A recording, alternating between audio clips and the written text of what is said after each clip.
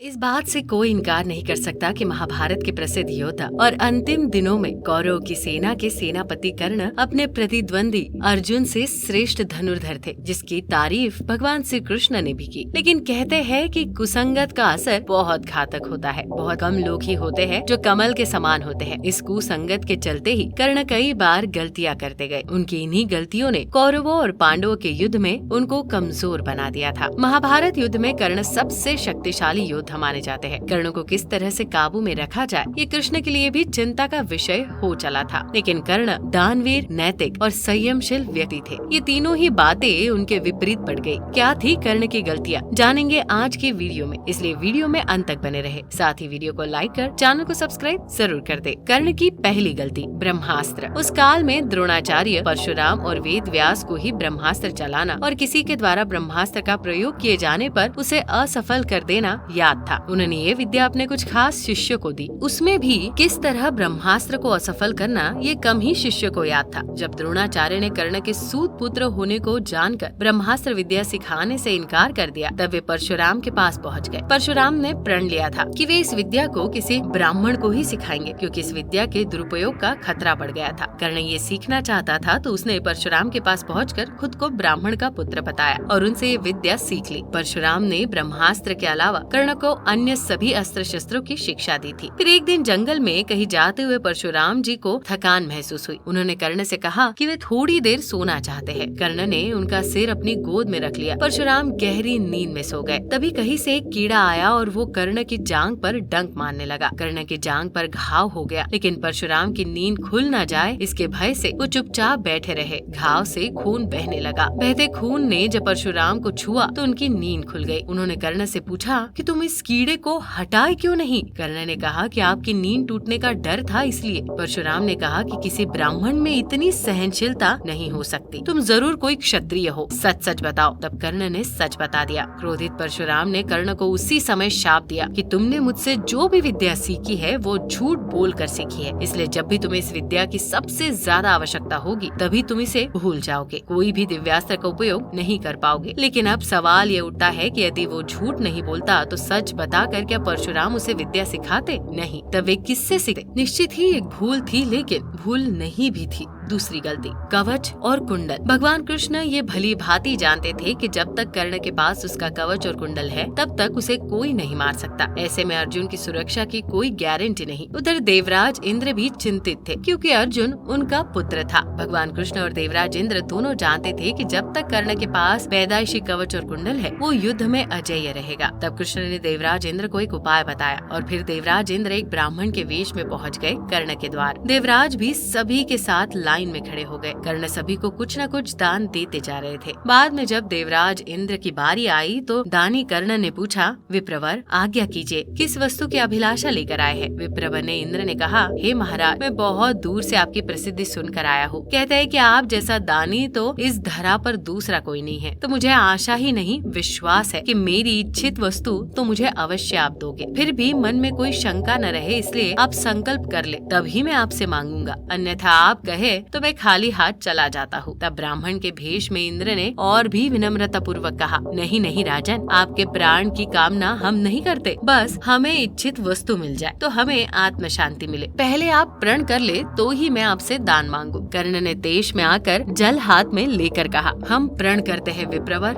आप मांगिए। तब शब्द इंद्र ने कहा, राजन, आपके शरीर के कवच और कुंडल हमें दान स्वरूप चाहिए। एक पल के लिए सन्नाटा छा गया। कर्ण ने इंद्र की आंखों में झांका और फिर दानवीर कर्ण ने बिना एक क्षण भी गवाए अपने कवच और कुंडल अपने शरीर से खंजर की सहायता से अलग किए और ब्राह्मण को सौंप दिए। इंद्र ने तुरंत वहाँ से दौड़ ही लगा दी और दूर खड़े रथ पर सवार होकर भाग गए, इसलिए कि कहीं उनका राज खुलने के बाद कर्ण बदल न जाए। कुछ मील जाकर इंद्र का रथ नीचे उतरकर भूमि में धंस गया। तभी आकाशवाणी हुई, देवराज इंद्र, तुमने बड़ा पाप किया है। अपने पुत्र अर्जुन की जान बचाने के लिए तूने छल पूर्वक कर्ण की जान खतरे में डाल दी है। अब ये रथ यही धंस सा रहेगा और तू भी यही धस जाएगा। तब इंद्र ने आकाशवाणी से पूछा, इससे बचने का क्या उपाय है? तब आकाशवाणी ने कहा, अब तुम्हें दान दी गई वस्तु के बदले में बराबरी की कोई वस्तु देनी होगी। इंद्र क्या करते, उन्होंने ये मंजूर कर लिया। तब वे फिर से कर्ण के पास गए, लेकिन इस बार ब्राह्मण के वेश में नहीं। कर्ण ने उन्हें आता देखकर कहा, देवराज आदेश करिए, और क्या चाहिए? इंद्र ने झेपते हुए कहा, हे दानवीर कर्ण, अब मैं याचक नहीं हूँ, बल्कि आपको कुछ देना चाहता हूँ। कवच कुंडल को छोड़कर मांग लीजिए, आपको जो कुछ भी मांगना है। कर्ण ने कहा, देवराज मैंने आज तक कभी किसी से कुछ नहीं मांगा और ना ही मुझे कुछ चाहिए। कर्ण सिर्फ दान देना जानता है, लेना नहीं। तब इंद्र ने विनम्रता पूर्वक कहा, महाराज कर्ण, आपको कुछ तो मांगना ही पड़ेगा, अन्यथा मेरा रथ और मैं यहाँ से नहीं जा सकते। आप कुछ मांगेंगे तो मुझ पर बड़ी कृपा होगी। आप जो भी मांगेंगे मैं देने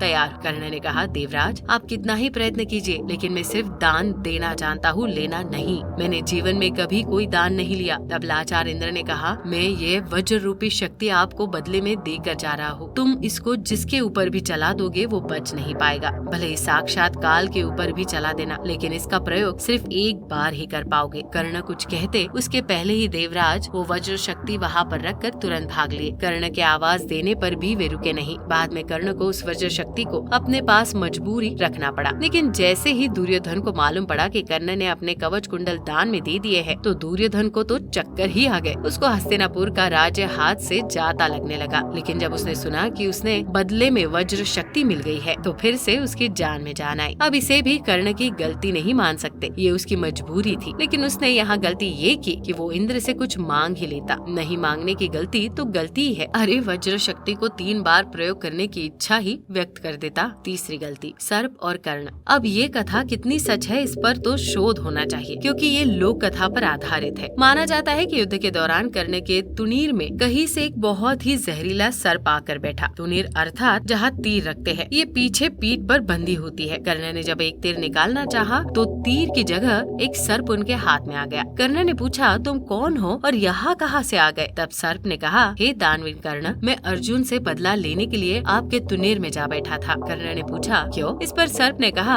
राजन, एक बार अर्जुन ने खांडव वन में आग लगा दी थी। उस आग में मेरी माता जलकर मर गई थी। तभी से मेरे मन में अर्जुन के प्रति विद्रोह है। मैं उससे प्रतिशोध लेने का अवसर देख रहा था। वो अवसर मुझे आज मिला है। कुछ रुककर सर्प फिर बोला, आप मुझे तीर के स्थान पर चला दे, मैं सीधा अर्जुन को जाकर डस लूंगा और कुछ ही क्षणों में उसके प्राण पखेर उड़ जाएंगे। सर्प की बात सुनकर कर्ण सहजता से बोले, हे सर्पराज, आप गलत कार्य कर रहे हैं। जब अर्जुन ने खांडव वन में आग लगाई होगी तो उनका उद्देश्य तुम्हारी माता को जलाना कभी भी नहीं रहा होगा। ऐसे में मैं अर्जुन को दोषी नहीं मानता। दूसरा, अनैतिक तरह से विजय प्राप्त करना मेरे संस्कारों में नहीं है, इसलिए आप वापस लौट जाए और अर्जुन को कोई नुकसान ना पहुँचाए। सर्प वहाँ से उड़ गया और कर्ण को अपने प्राण गंवाने पड़े। चौथी गलती, ब्राह्मण का शाप। परशुराम जी के आश्रम से शिक्षा ग्रहण करने के बाद कर्ण वन में भटक रहे थे। इस दौरान वे शब्द भेदी विद्या सीख रहे थे। एक दिन जब वे इस विद्या का अभ्यास कर रहे थे, तब उन्होंने एक गाय के बछड़े को अन्य वन्य पशु समझकर शब्द भेदी बाण चला दिया और उस बाण से बछड़ा मारा गया। तब उस गाय बछड़े के स्वामी ब्राह्मण ने कर्ण को शाप दे दिया कि जिस प्रकार उसने एक असहायक बछड़े को मारा है, वैसे ही एक दिन वो भी तब मारा जाएगा जबकि वो खुद को असहाय महसूस करेगा और जब उसका सारा ध्यान अपने शत्रु से कहीं अलग किसी और काम पर होगा। और हुआ भी यही था। जब कर्ण का अर्जुन से घोर युद्ध चल रहा था, तब उसके रथ का पहिया बार बार भूमि में धंसता जा रहा था और वो उसे निकाल कर फिर से युद्ध करने लगता। ऐसे समय में जब फिर से उसके रथ का पहिया भूमि में धंस गया, तब वो उसे फिर से निकालने लगा और उसे उस समय घबराहट भी हो रही थी। उसका पूरा ध्यान युद्ध के अलावा पहिए पर चला गया। वो खुद को असहाय महसूस कर रहा था। ऐसे मौके का लाभ उठाकर अर्जुन ने कर्ण को मार दिया। कर्ण की पांचवी गलती, कुंती को दिया वचन। एक बार कुंती कर्ण के पास गई और उसे पांडवों की ओर से लड़ने का आग्रह करने लगी। कर्ण को मालूम था कि कुंती मेरी माँ है। कुंती के लाख समझाने पर भी कर्ण नहीं माने और कहा कि जिनके साथ मैंने अब तक का अपना सारा जीवन बिताया, उसके साथ मैं विश्वासघात नहीं कर सकता। तब कुंती ने कहा कि क्या तुम अपने भाइयों को मारोगे? इस पर कर्ण ने बड़ी ही दुविधा की स्थिति में वचन दिया, माते, तुम जानती हो कि कर्ण के यहाँ याचक बनकर आया कोई भी खाली हाथ नहीं जाता। अतः मैं तुम्हें वचन देता हूँ कि अर्जुन को छोड़कर मैं अपने अन्य भाइयों पर शस्त्र नहीं उठाऊंगा। तो दर्शकों, कैसी लगी आपको ये जानकारी? हमें कमेंट कर जरूर बताएं। साथ ही यदि आपको ये वीडियो पसंद आई हो तो वीडियो को लाइक कर चैनल को सब्सक्राइब जरूर कर दे। वीडियो में अंत तक बने रहने के लिए आपका धन्यवाद।